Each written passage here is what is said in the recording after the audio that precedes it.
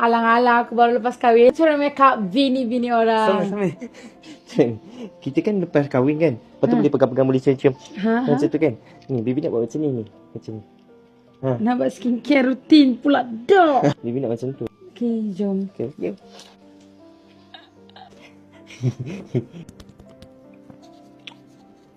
Tapi kita kat rumah Ipoh sampai tak bawa skincare. Bibi bawa lah. Sekejap. Biar ambil. Nah, ni Somi. Okay, let's go. Let's go. Di ASMR budget.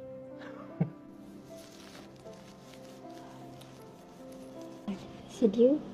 Suami saya dah sedia?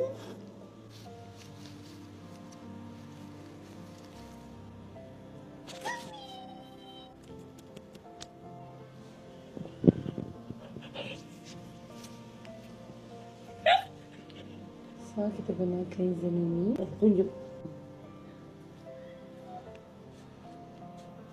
Sejuk tak? Sejuk.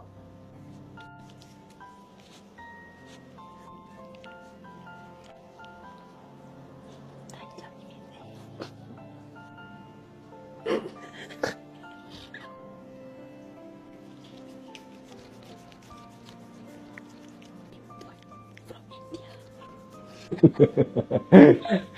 Cuci muka dengan air. Kita bilas sabun tadi. Towel.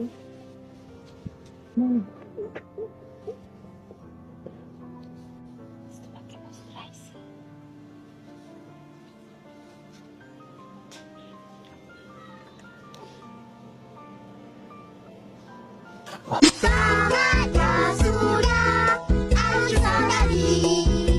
Husband saya.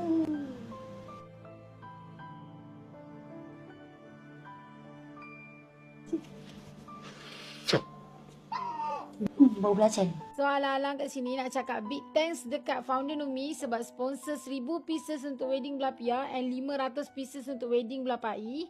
This one dia bagi sabun Numi, which mean bawah ni untuk ini, yang atas ni ya So kat sini ada sabun untuk jerawat and this one untuk scrub. So siapa yang datang wedding Pia semalam, korang dapat yang ni. Korang jangan lupa pakai sebab memang thank you.